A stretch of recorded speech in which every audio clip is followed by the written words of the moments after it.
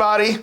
This is Dane. And this is JR. And we are the Cult Lords. Yes. All right. And this week we are reviewing the movie Top Gun Maverick. You could almost guess. Yes. Or you probably thought Love Boat? Captain Stubing, right?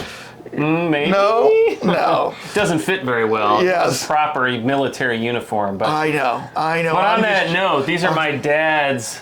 I know. Retired in the Navy, commander. Yep. So this is all my dad's. Look at this picture of him and his buddies. He's in there, mixed in with all his swabby friends. Yes. That's the Navy softball team. Oh, nice.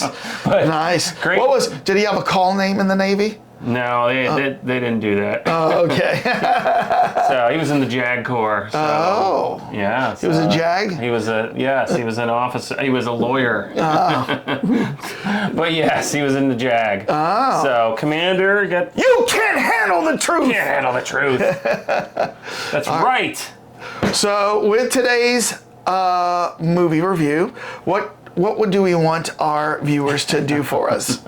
Well, as always, we want you guys to jump as fast as you can into your jet fires, fire off the flight deck, and press the YouTube subscription button in the bottom. There you go. We need more subscribers. And just as a reminder, we are about to go into spoilers.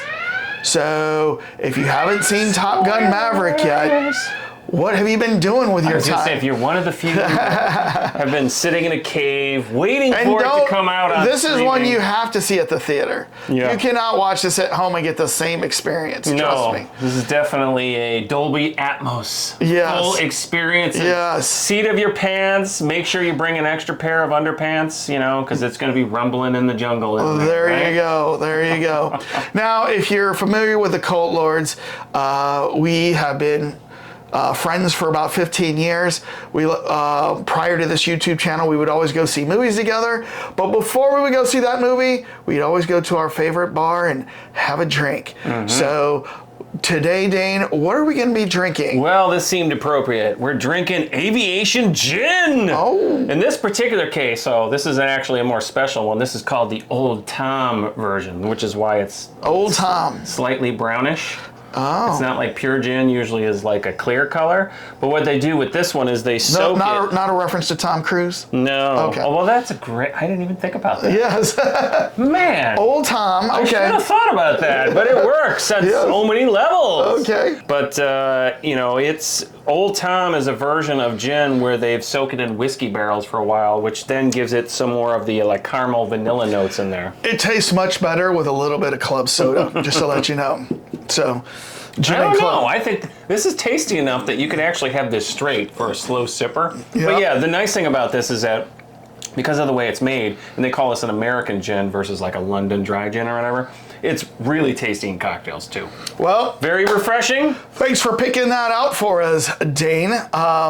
You're welcome, Captain Obvious.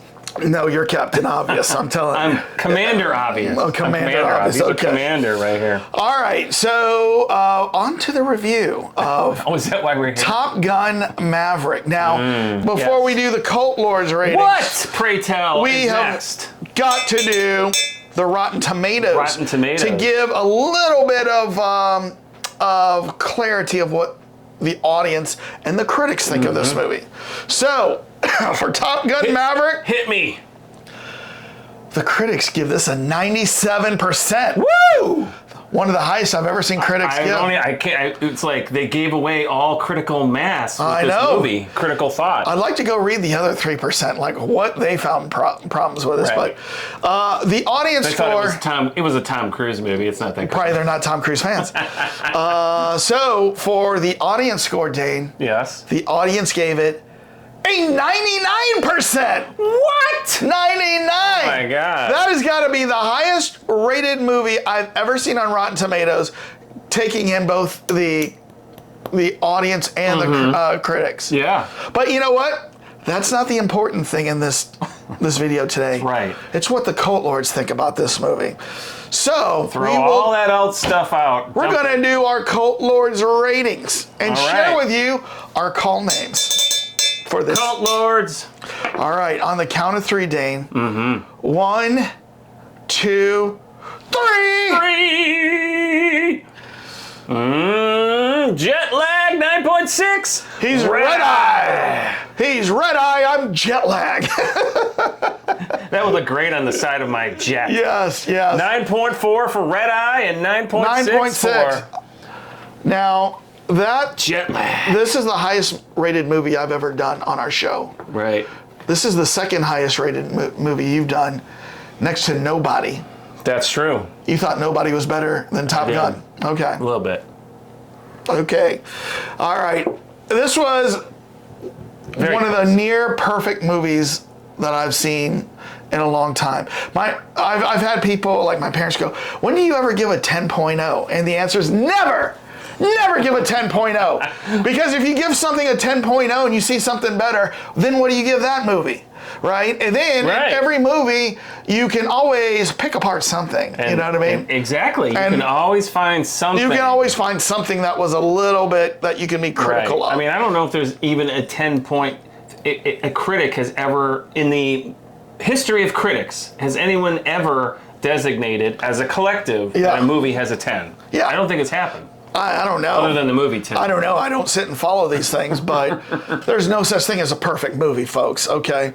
So, but a 9.6, so you can tell we both really enjoyed this movie. This is the highest cumulative score we've ever had. Yeah, oh yeah, right? Totally. All right, so let's see, how did we get there? All right, so this movie opens up, Dane, with Tom Cruise.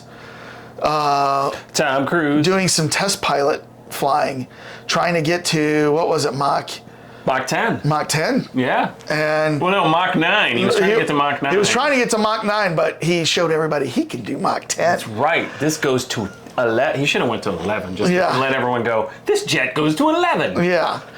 They were like, pull back, Maverick.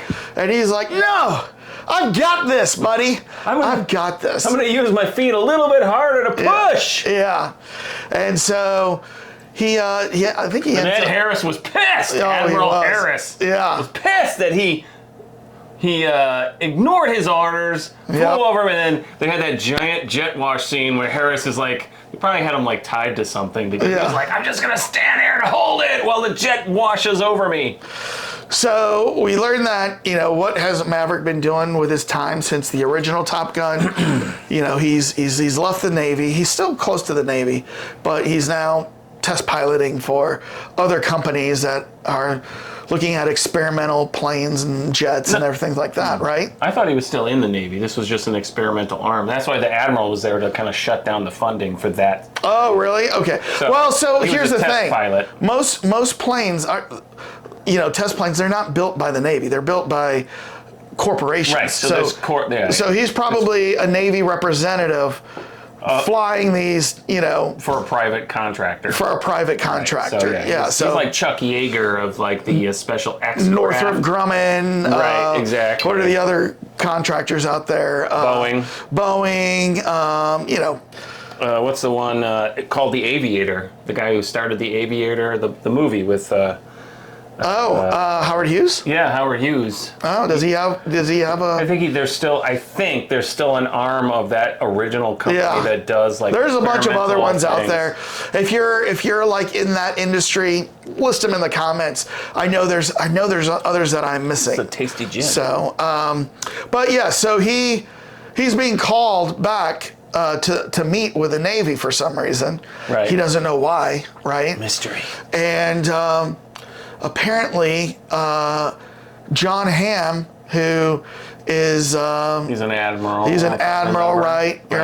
But the grand, who is the general of the Navy, or an admiral? I guess general's in the Army, right? You can tell. I'm not an expert on military. You can tell the two of us have never served. Yeah. We definitely thank everyone who has served. Yes. So Iceman, Val Kilmer's character, has told John Hamm's character that he wants Maverick to come and lead a young group of Up and coming, arrogant, you know, the best of the best of the Top Gun school. Right. All Top Guns in their own right. Yes.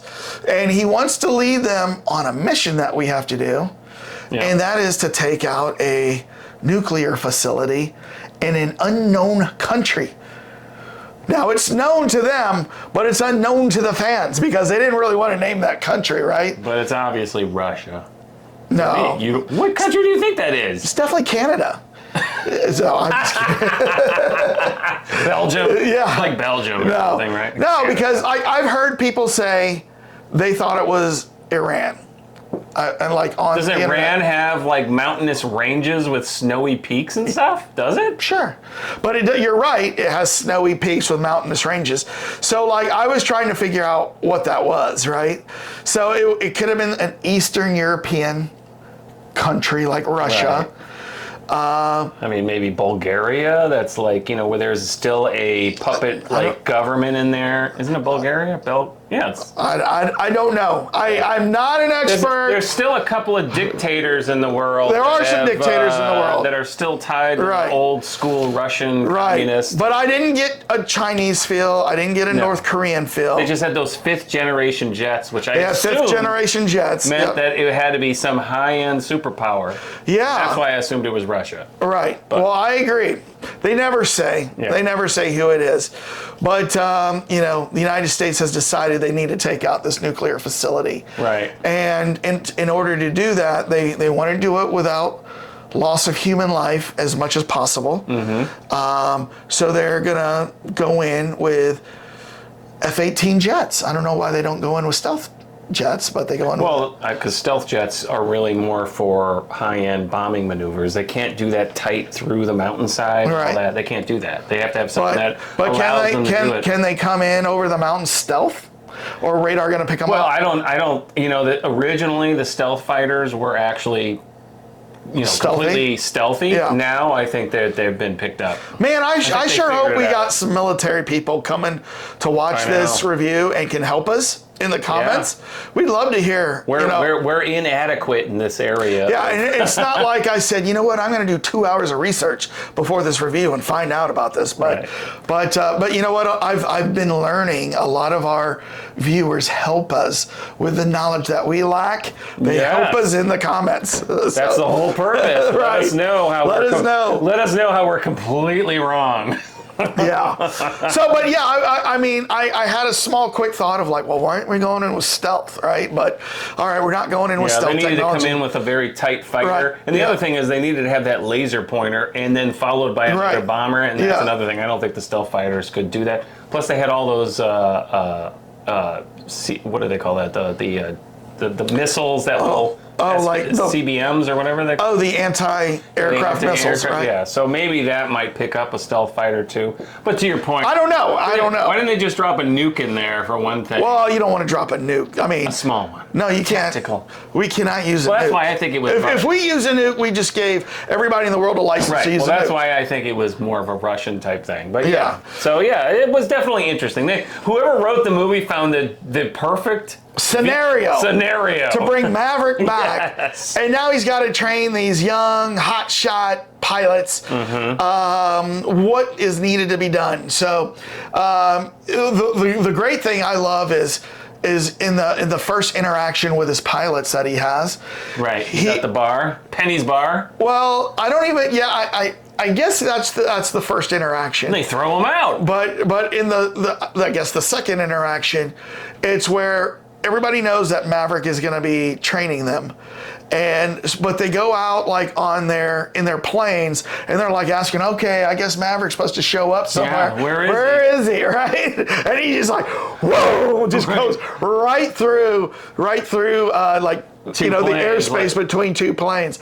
Obviously he needed to throw them off and not get them out of their arrogance and stuff like that. But I'm like, really? Is that the way to do it? Right. You got like $2-3 million planes, and then you're going to go up the middle? Yeah. What if and they not just tell decided to move? You're not going to tell them you're going to do that. You're just going to do that. Because, like, what if they moved in a little bit closer and he's like, boom, clipping a wing? Right. What if Black Adam jumped in there and just said, bam? Yeah. Another trailer review. But, so Hangman was also a single pilot fighter. So I don't know if like they were the ones, like the two pilot fighters go in, they do the first knockout and they point the laser on it, and the second pilot comes in and cleans it up and blows it up. Well, no, because the laser pointer had to have the person in the back.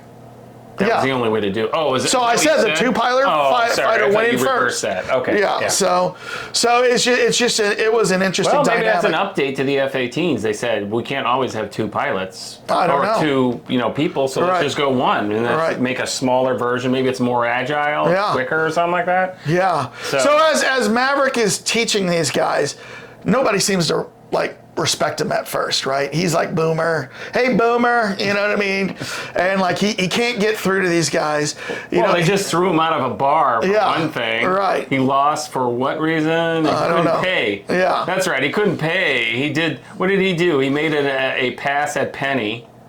Penny is the bar and also the Admiral's daughter, by the way. Oh, really? I didn't even realize that. Did you not realize that? I did not realize that was the Admiral's daughter. Penny was actually mentioned in the first movie? No. By Goose. Do you remember when Goose specifically says, a history of high speed passes over fire air control towers and one Admiral's daughter? And then Goose all of a sudden says, Penny. It's that Penny! Hey, man, I just learned that right now. That's pretty cool. That's pretty cool.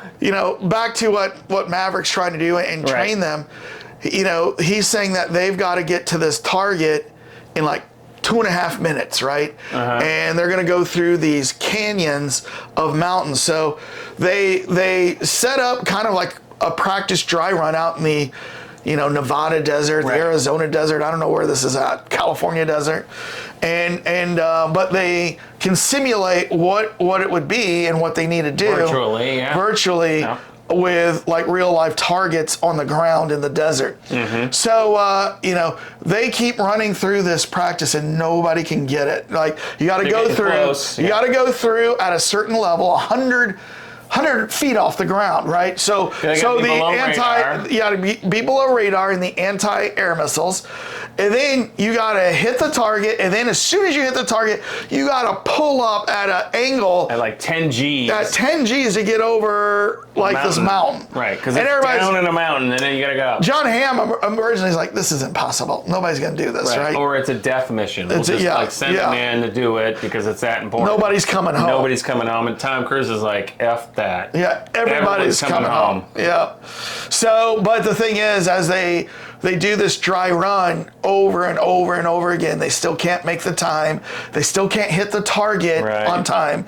And one guy blacks out from trying to do the climb, Wimp. Yeah. He blacks out, almost crashes his plane when he comes to, right? Yeah, well, Tom rushes in there, too, in this jet to try to, like, catch him and, like, wake up, wake up, wake up. And he catches him in time. Yeah. He realizes this guy's out. So the time is coming closer and closer. And it was kind of clever how he did that. Remember, he missile locked on him. So it was like, beep, beep, beep, beep. Yeah, in his cockpit to wake him up. From it, yeah. Go ahead. So with all these failed practice runs, the time is coming close to where they're going to actually have to do it. And John Hamm says, I'm going to pull the plug on this. And this is after the touching moment with Iceman. And then we learn that Iceman passes away. Right, yeah. So there was a funeral. So then once Iceman wasn't there to pull the strings, John Hamm pulls the plug on this and says, I'm going to take it away from you. You're gone, Maverick. So I'm going to train him. I'm going to train him. And we're going to do something. Although you never see John Hamm in a plane the entire time. But you assume that he's done his due time to get to where he's at. But like on the first day of classroom thing, he's like, all right, we're going to move it up to 3 minutes to do the thing. He's like, he's changing all the parameters. Like, and as he's talking to him, you hear like his second in command go, sir, there's somebody up in the air right now, in an F-18. And they're like, what? Who is it? And of course, who is it? Of course, it's Maverick himself. It's highway to the Maverick zone. Yeah. Don't say it. We don't want any copyright claims. All right. So Maverick suddenly, he's going to go out and prove. He's got Maverick. So, and this is one of the little tiny issues I had with this movie, because I couldn't pick too much, but my first thought was, if his students keep failing this, Why didn't he go out and say, let me show you how it's done earlier, right? I didn't even think about that. Like, why wouldn't he go, he's like, I'm putting this plan together, let me show you how to do it. Why don't you guys get in the back seat and watch what I'm doing? Watch what I do, and you know what? So he goes out, and only after he's kicked out and everything is, at the last hour, does he think, oh, I'm going to show these guys how to do it. Right, and so he goes out. I know. He's been holding back till this moment. Right. Yeah, that's true. So he goes out, and he's going through the thing. And I don't know about you, but I saw it in Dolby Atmos. I did not. I saw it, unfortunately, in IMAX with no recliner seats. You're like this the entire time, like, So I've got my feet up. I'm in the recliner seats, a little bit of a rumble seat going on with Dolby Atmos. And I find myself, as he's going through the valleys, I literally find myself watching like this. You're moving with? I am moving with it. And then when I realized I was moving with it, I actually took stock and looked around, and a lot of people were like leaning into it too. You saw that? Yeah, a lot of people were leaning into it because it's just natural. Because you see him leaning into it, and the fighters doing that, and that was so amazing about the movie is how realistic it was. And now you're in that and it literally made you lean because. Well, you were trying to go with the way the camera was, right? Yeah. The viewing was. It's kind of like if you watch football, sometimes when you see a big hit about to come, you like literally lean in your couch, like as if you're going to be part of that hit. So people who watch football know what I'm talking about. I know you don't. so anyway. If the Bears would do any better, I'd watch a lot more football, but nope, they suck! Yeah, not a Bears fan here. No. But anyways, so he actually does the entire mission, hits the target, pulls up, and he does it. And he proves it! And he does it in 10 seconds less than he told everybody. Right. Everybody had to do it in 2:30. He did it in 2:20. Yeah, and he's and definitely I agree with you. Like, what were you holding back on? Like, show him how to do it. So suddenly then everybody was rooting for him, except for John Hamm, who's sitting there like, probably waiting on his date with Flo from Progressive. Have you seen that commercial yet? Flo? Gosh, it's been forever. You look fantastic. It's John Hamm. From the blind date we went on years ago? Ah, the struggling actor who didn't believe he could save his snapshot based on how and how much he drives.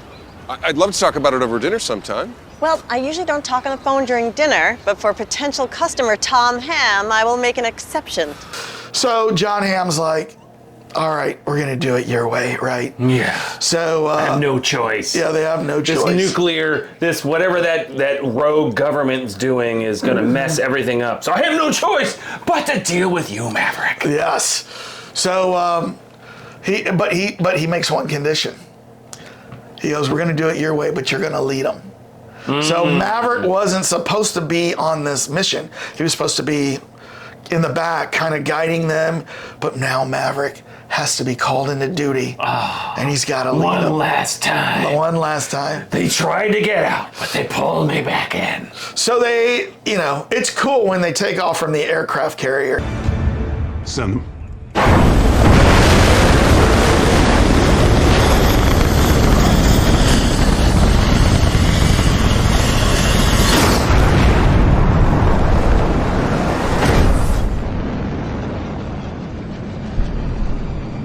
And they go into combat, and everybody's nervous because they did this on paper, they did it in simulation, but now they're doing it for real.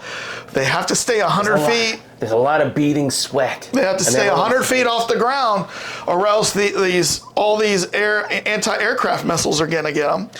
And then it would also alert the Gen 5 fighter planes that they have to go up against. And they're not Gen 5. They're not Gen 5. 3? Gen 4. 3.5? 4? Yeah, I think Gen 4. Tell us if I'm wrong, please. So to your point, they kept saying it's the Gen 5, but they never really said what their own were. Exactly. So anyways, so they actually go through and they pull this off. But what happens is, as Maverick, I think Maverick had to get the first shot in or something like that and laser it or something like that. And then he takes off, and then it was up to the second team to like do the final kill on it. Right. And that was to come through. That was one of the two fighter pilot groups with Rooster following in back of them, right, as they're going in. Mm-hmm. So Maverick has already. Meanwhile, some Gen 5s have come in on the radar. Remember, because that was a big thing. Like, these guys are going this way. They were going another way. They were going another but way. as soon as Maverick and his teammate plane, they go up the side of the mountain. And they made the giant explosion. Once they get up there, now all of a sudden they're facing the Gen 5s. They're facing the anti-aircraft missiles. So now they've got to like try to evade these things, and they're like shooting what they call flak, right? The heat anti-aircraft stuff, right? And it's like blowing up the missiles and of course no one's thought about the whole point of why don't you just shoot those missile carriers with the missiles on your plane? I don't know. You're going through. Why don't you just bam? At this point, I'm thinking, why don't they launch like some Tomahawks off like some of the battleships? That's true. You know what I mean? They did that earlier. Yeah. Remember they blew up that flight field early. Right. They skipped that part, but right. They shot a bunch of Tomahawks in, and they blew up all the enemies, like major jet fighter field. Yeah. What's the word I'm looking for? Well, once they were recognized, then they did that. But I'm like, why can't they target in on these missile batteries?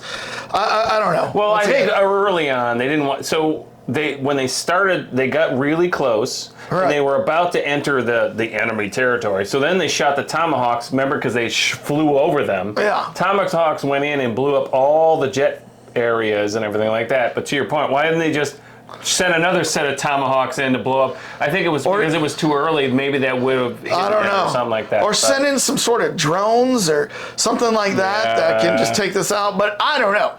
But anyways, so now Maverick's heading back with his teammate. Right. And now here comes Rooster and his teammate in. And I can't remember what happens, but as they're taking off, Maverick is hit by a missile. By himself. Yeah, and so his plane goes down, and he tells his teammate, "Just go on, just go on." So I think actually we have to. We skipped a little bit. Yeah. Well, we skipped. Maverick was the second plane. The first plane was the one with the laser target. So Maverick was the one who actually dropped the missiles. So they took off. Yeah, so that's right. So then Maverick so was left by himself. Rooster's the one that heard that Maverick's down. Right. And then against orders, he turns around to go help Maverick. But that was kind of a surprise. I kind of thought, is this the end? Because there was a couple endings there in the movie. And I don't know if they did this on purpose or not from a fan manipulation standpoint. But when Tom Cruise went down, you're kind of thinking, oh, that's it. This is going to be the end of the movie. He's dead. Right. You know? Well, I kind of thought that there was a chance going in that they were going to kill off Maverick. Right. Yeah. Well, so when he goes down, I'm thinking this could be it. But then they show him getting out of his aircraft. He parachuted, and but I'm thinking, he's okay. He's okay. I'm thinking he's going to get captured, right? And probably spend time in that cell, like in Mission Impossible, Ghost Protocol, where maybe some very affectionate prisoners are going to get roughed. I don't know. But then all of a sudden it looked like an Apache helicopter, but it was the enemy's helicopter, shows up and starts and then he's running. Right. He jumps into the woods. Right. And you're like, is this how he's going to die? Yeah. The Apache's going to get him? And it's like, no. I knew that's not how he was going to die. And then what happens? Well, so Rooster hears that Maverick has been down, and John Hamm is ordering everybody back. And we can't get Maverick. Rooster turns around to go help save Maverick.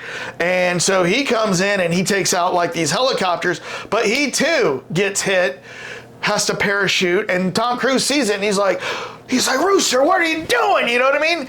What are you doing? Man, I lost your dad. Yeah, I know. I can't lose you. I promised I'd bring you back. You know what I mean? What are you doing, Rooster? So he goes running, in the general vicinity of Rooster, and saves him. He saves him, and so now they're on the run in the in the woods, but they come up to that Well, they go enemy back to base. that original enemy base where all the planes that the Tomahawks has taken out, and Right. then what do they lo and behold find? You've got to be shitting me. An F-14? I shot down 3 MiGs in one of those. And it didn't even have some of the instruments in it when they got in. Well, Tom Cruise knew exactly. Tom Cruise knew exactly kind of like where to go because he had been in that plane before. Well, the other guy's like millennial, had no idea. It's like, what do I do? I don't even know, what the press, what button to hit. Right. What is this? Where is Tom everything? Cruise had to guide him. But, if you haven't flown that plane, you haven't flown that plane. But so, they get in this plane and they've got a short runway because it's been bombed. But of course, are they gonna make it? Are they gonna make it? They make it. And now all of a sudden, they're up in the air and they find themselves with these Gen 5 planes coming up on them. And they're like, these Gen 5 planes are coming up on we're them. in like a Gen 1985 plane. Right. and Tom Cruise is like, just don't answer their calls, but just wave to them like we're on their team because we're one of their fighters. So we're just out for a jaunt. Yeah, they come up beside him and they're like, trying to tell him to go down, and they're just, hey, how you doing? And then they're like trying to talk to him, and they're like, oh, not working. I can't hear you. Yeah. So that's when they realize we're going to take this plane down, right? And so they kind of go back and. Miles Teller's like, oh, they're going back, or they're engaging. They're coming up behind. And then, of course, Tom Cruise is like, Maverick's like, okay, well, let me pull some of my moves, my risky business moves. And the whole movie, the line of the movie was, it's not the plane, it's the pilot, right? So Tom Cruise is like, it's not the plane, it's the pilot, right? So sure enough, they take out one of them. He dive bombs, if I remember correctly, and then all of a sudden comes up behind it, and then the other one's like, uh-oh. Yeah, but that Gen 5 is coming in. They've made it out over the ocean, but this Gen 5 is chasing them over the ocean, and it looks like it's the last moment for them, right? He's tried all his moves. But everybody on the deck and everything has figured out that this fighter is Maverick and Rooster. Right. So Hangman, who is kind of the villain in this movie, he comes in, boom, takes out that Gen 5, who wasn't even looking for him. Right? Right. Of course, they in taking off, they had taken off their front wheels, so they had to make a crash landing onto the thing. The crash landing. So they did the crash landing, and everybody's happy, and they're doing the hug. And you know what, Dane? What? Because we're doing a Mach 10 review, we haven't even talked one bit about the relationship between him and Jennifer Connelly. I was thinking that earlier. So I don't want to go into it, but Jennifer Connelly, but she is kind of more like, if you asked me what could I have done better with this movie, I would have developed the relationship between Tom Cruise and Jennifer Connelly a little bit better, but it would have been a 3-hour movie for you to do that. So, well, I mean, they did some funny stuff with her daughter. Yeah. And when he jumps out of the window and the daughter's like, what are you doing? Exactly. Just don't break my mom's heart again. And as I said, I mean, that was a big thing. She was the Penny from the original movie that they had talked about. How good did she look to you? She looked very good. Really good. She looked very good. She looked really, really good. Jennifer Connelly is definitely fetching. I use that term a lot, but yeah, she's an attractive woman. She's a very attractive woman. I mean, that was the great thing about this movie, that they pulled all this nostalgic tie-in to the original movie without actually spoiling anything. Right. Because it wasn't like syrupy. So, first of all, no CGI, Dane. Zero CGI in this movie. Really? Yes. Not even for the muscles or anything like that? No. So it was all practical. The explosions, the planes, the flying, all practical. Okay. And that was refreshing to not see any CGI. Yeah. You know what I mean? And, the action was great. I think, it focused on Tom Cruise, who is Mr. Hollywood. He does not age. Yeah. He literally looks almost like he could have stepped out of the first movie. Yeah. I was wondering how they were going to get a running scene in with him, but once his plane was down and he had to run through the forest, he got a running scene. Right. I was like, there's his running scene. Running scene. So. He likes to run. Yeah, but it was. It was, as I walked out, I go, that was a near perfect movie. And I'm trying. And did they ever officially declare his age in the movie? Did they say 53? It was like in the Something mid like 50s, because if it was 1986, he had to be like at least 20 in 1986, right?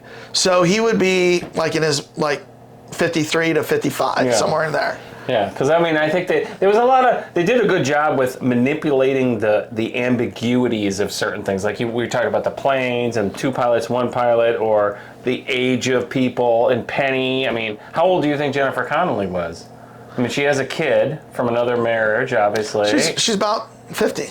Yeah, maybe. And so they, they did a great job, like trying to like really tie up all the different ages. Iceman looked. I mean, obviously he had the scarf on because he's got throat cancer, right? And so they had a whole thing where him, like, that was. And did you hear how they did his voice? No. In this movie? No. They had his son do the voice over, and then with AI, they mixed it with some of Val Kilmer's speeches from other movies, and they intertwined the two to make it sound just like Val Kilmer. But he kind of whispered. Right. What? Yeah. I mean, okay. Well, okay. I didn't know they'd done that much to actually bring him in. Yeah. But that's cool. So, they got his son involved, and there's actually a show on Amazon Prime about Val Kilmer. Yeah, we saw like a Beyond the. Well, no, I'm sorry. We saw the thumbnail for it. We didn't. I watched like the first 20 minutes of it. Yeah. But like, and I want to finish it, but it was like really late at night. Okay. So. Right. So that was a great summer blockbuster popcorn. Walk out feeling good kind of movie. Yeah. So we are, however, we're not at 9.9 or 10 on our ratings. No. My negative on this was I thought the whole interaction at the beginning was totally manipulated with the way that all the pilots came in and they're like, hey, what are you? It was like, guys just rewrote like the entire first scene, but with different people.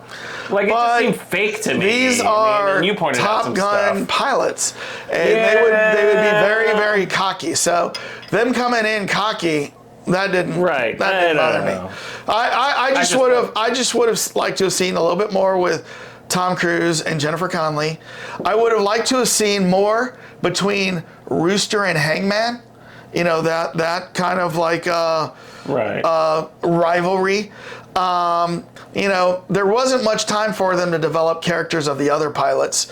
There's like Coyote, and they all have whatever their names. You can't do that in a 2.5-hour movie, especially if the center point of your movie is all the flying in the airplanes, right? Mm-hmm. That's the star of the show. And that was a big thing, that they actually put cameras in the planes, right? We didn't talk about this. Cameras in the planes, and told the actors themselves, turn the camera on and they while you're in the plane flying it. Yeah, and they had to learn how to do the lighting and the camera within their own cameras, because they literally took that footage in airplanes. There was nothing fake about it. They weren't on a studio on in a fake cockpit. They were out in real jets. Yeah. So and of course they said after the first Top Gun. After the first Top Gun, the applications to Top Gun school shot up. I bet you it's going to happen here again. Except there is no Top Gun school. No, there is. It's not called Top Gun, though. No, it's not officially called Top Gun school. Yeah, right. In fact, they say that at the very beginning of the show. It's called this. This is what it's called. But anybody who goes through it calls it Top Gun school. Well, I don't think this review was a Mach 10. It was probably more like a Mach 7. But, and we still didn't talk about everything. But no. But Let's you know what? end this now. Yes, we want to give back some of your time. But I do want you to go and hit the subscribe button. Yep. Hit the like button. Subscribe, like, and then comment. Help us out on all the questions we have about this movie. Tell us what you thought. What did you rate this movie? No such thing as a perfect movie. What issues did you have with this movie? And do you recommend it? Would you see it again? Would love to just hear everybody's opinions on it. So, especially if there's any Navy pilots out there that want to tell us what's your opinion on the flight. Yeah. shots in this movie. Yeah. Realistic or totally manipulated? Yeah. So. Yeah. I would love to hear that. So. Yeah. So tell us, Cult Lords fans, and we'll be looking for your comments. And we will see you again. Hit me with some aviator. Hey, some aviator for the road. Our flight out of here. Our flight out of here. All right. I tell you what, you kind of remind me of Murdoch from Airplane too. You know what I mean? Murdoch. Yeah. Remember Airplane? Oh shit. my goodness. All right. Have a great evening, everybody. See you later.